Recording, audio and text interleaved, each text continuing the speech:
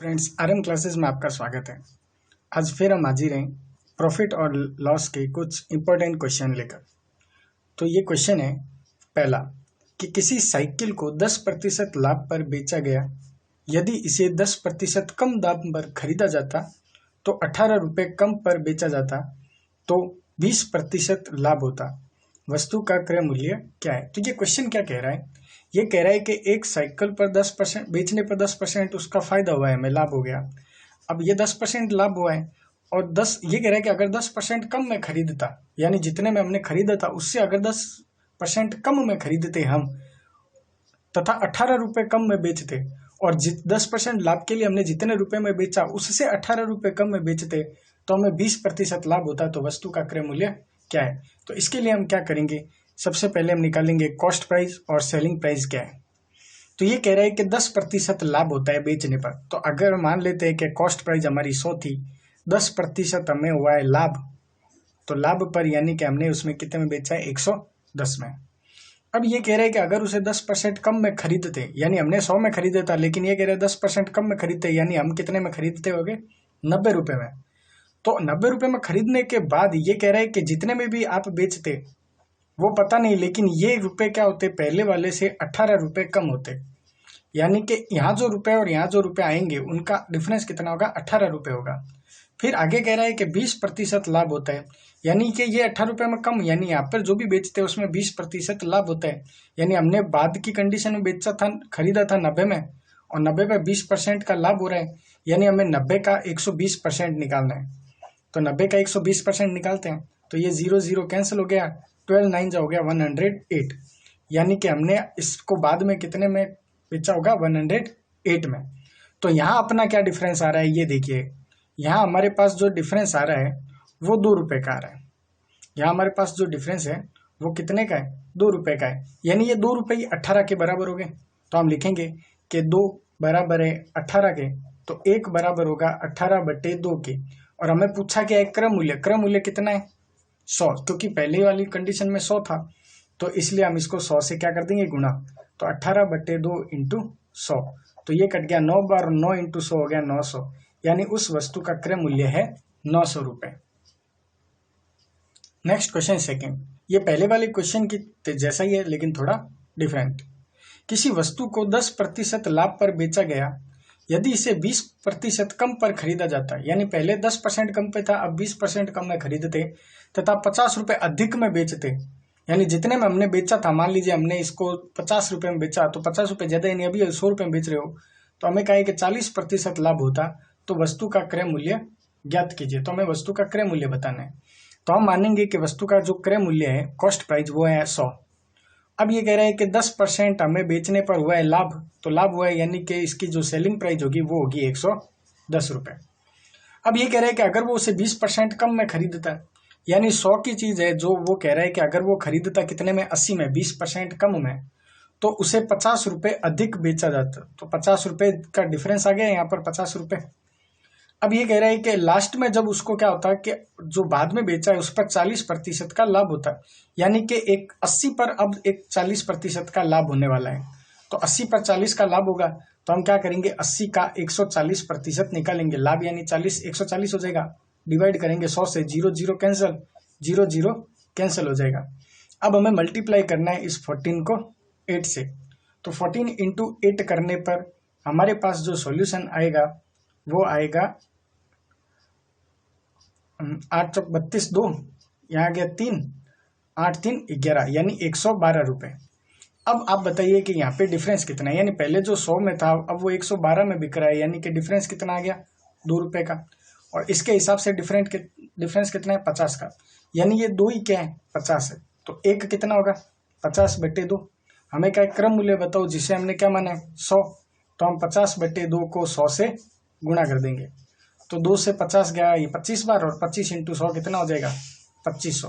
तो इस बार 2500 रुपये में खरीदी गई थी। नेक्स्ट क्वेश्चन 3, किसी वस्तु को 30% लाभ पर बेचा जाए तो विक्रय मूल्य पर लाभ की गणना। इस हमेशा हम जब भी लाभ की गणना करते हैं तो वो क्रय मूल्य पर करते हैं, लेकिन ये क्वेश्चन कह रहा है कि विक्रय मूल्य पर आपको गणना करनी है।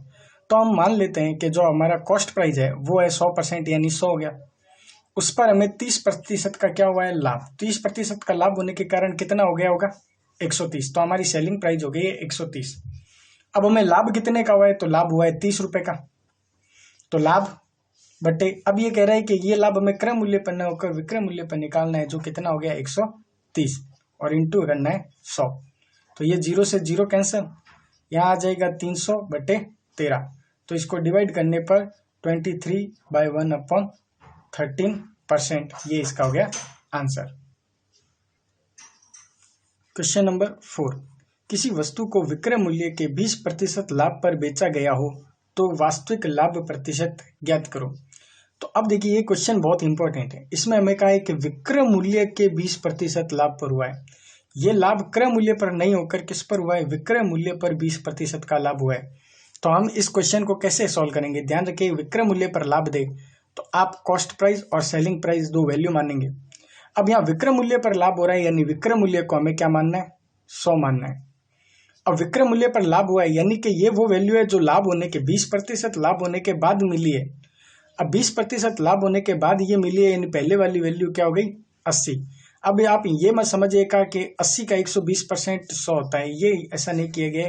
विक्रय मूल्य पर लाभ का मतलब है कि यानी कि ये जो भी वैल्यू आई है वो विक्रय मूल्य के 20% के हिसाब से बढ़ी है।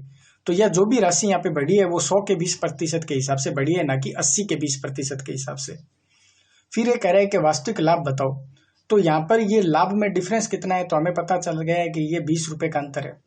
तो अंतर है 20 का। ये अंतर किस पे है, तो अंतर हमेशा कॉस्ट प्राइस पे होता है। तो अंतर हमेशा कॉस्ट प्राइस पे होता है। हमें ये नहीं कहा है कि विक्रय मूल्य पर लाभ बताओ, हमें तो विक्रय मूल्य के लिए 20% लाभ पर बेच दिया, इतना बताया हुआ है। तो इसलिए 80 पर निकाला जाएगा, इंटू कितना हो जाएगा 100।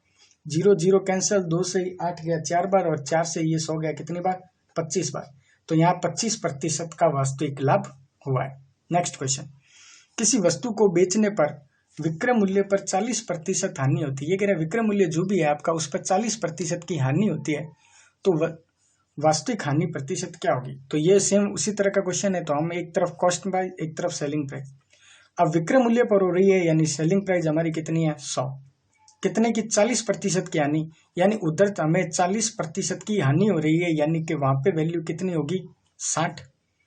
अब हमें इनका अंतर लेना है, तो अंतर कितना आ गया 40 का। अब क्या करेंगे, हानि प्रतिशत, तो हानि प्रतिशत अंतर है 40 का। पहले कॉस्ट प्राइस कितनी थी 60, इंटू क्या करना होगा 100। 0 से ये 0 कैंसिल, 2 से 2 टाइम्स, 2 से ये 3 टाइम्स, 2 इंटू 100 हो गया 200 डिवाइडेड बाई 3। तो 200 को अगर हम 3 से डिवाइड करेंगे तो हमारे पास आंसर आएगा 66 एंड 2/3%, यानी 66 सही 2/3% इसका आंसर होगा।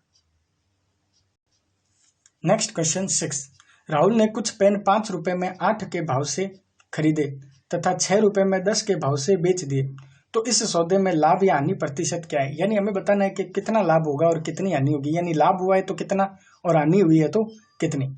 तो हम यहाँ पे क्या करेंगे, इसको दो कंडीशन में डिवाइड करेंगे, एक तरफ कॉस्ट प्राइस का, दूसरी तरफ सेलिंग प्राइस का। तो यहाँ देखिए क्या किया जा रहा है कि 5 रुपए में 8 के भाव से, यानी 5 रुपए में 8 खरीद रहा है, यानी 5 रुपए में पेन कितने आ रहे हैं 8, और बेच रहे हैं 6 रुपए में 10, यानी 6 रुपए में बेचे जा रहे हैं 10।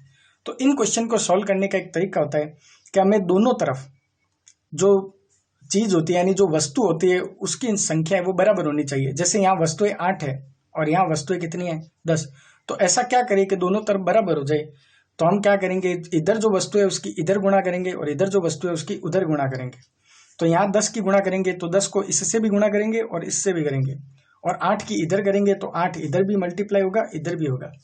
तो ये हो गया 50 रुपए, यहाँ हो गया 80, ये हो गया 48 48 रुपए, और ये कितना हो गया 80।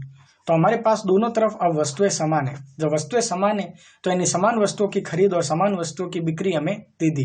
तो हमें साफ दिख रहा है यहाँ पर 2 रुपए का क्या हो रहा है हानि हो रही है। तो पहला तो हमारा आंसर हो गया कि हमें यहाँ पे हानि हो रही है। अब हानि कितनी हो रही है, तो हानि प्रतिशत हमें निकालना है। तो हानि प्रतिशत कैसे निकालेंगे, तो अंतर कितने का आ रहा है 2 का। यह अंतर किस पे आ रहा है, पहले 50 खरीदा, कॉस्ट प्राइस 50 थी, इंटू 100। तो 50 से 100 गया कितनी बार 2 बार, और 2 इंटू 2 कितना हो गया 4। तो यहाँ 4% की हानि हो रही है। नेक्स्ट क्वेश्चन, मोहन ने कुछ कुल मिलाकर 12 पेन है वो 6 रुपए के खरीदे, यानी उसने 6 रुपए में 12 पेन खरीदे, और जब उन्हें बेचा तो 3 रुपए में 2 रुपए में 3 के हिसाब से उन्हें बेच दिया, तो उसका लाभ हुआ है, वो लाभ कितना हुआ है? तो वही दो कंडीशन, एक कॉस्ट प्राइस की, एक सेलिंग प्राइस की। तो सेलिंग प्राइस में क्या हो रहा है? 6 रुपए और पेन कितने? 12। यहाँ पर 2 रुपए और पेन कितने? 3। तो अब हमें इनको क्या करना पड़ेगा? बराबर करना पड़ेगा। तो बराबर करने के लिए आप या तो क्या कर सकते हो कि 3 की इधर मल्टीप्लाई, लेकिन अगर कुछ ऐसा हो, कोई ऐसा नंबर मिल जाए जो एक तरफ मल्टीप्लाई करने पे भी बराबर हो जाए, तो आप वो भी कर सकते हो, वो ज्यादा आसान रहेगा। तो यहाँ पर हमें पता है क्या, जब हम 3 को 4 से गुणा कर देते हैं तो हमें 12 मिल जाता है, तो हम इधर इसको 4 से मल्टीप्लाई कर सकते हैं। तो इसको भी 4 से करना पड़ेगा और उधर मल्टीप्लाई करने की अब जरूरत नहीं है। तो आंसर हमारे पास आएगा 4 × 2 8, तो 8 रुपए, और 4 3 कितना हो गया? 12। यानी वस्तुएं अब हमारे पास दोनों तरफ बराबर है। अब रुपए में आप देख रहे हो कि 2 रुपए बढ़ चुके हैं, यानी खरीदा 6 में और बेचा कितने में? 8 में, यानी हमें 2 रुपए का हुआ है फायदा। ये 2 रुपए का फायदा किस पे हुआ है? तो ये 6 पे हुआ है, तो ये आ गया 6, और इंटू क्या आ जाएगा? 100 आ जाएगा। तो 2 से ये 6 कैंसिल हो गया 3 बार, और 3 का जब हम 100 में प्रतिशत निकालेंगे तो हमारे पास आएगा 33 सही 1/3%। तो यहाँ 33 सही 1/3% का लाभ हुआ। आई होप आपको ये वीडियो पसंद आए। अगर पसंद आए तो इसे लाइक करें, शेयर करें, हमारे चैनल को सब्सक्राइब करें। Thank you.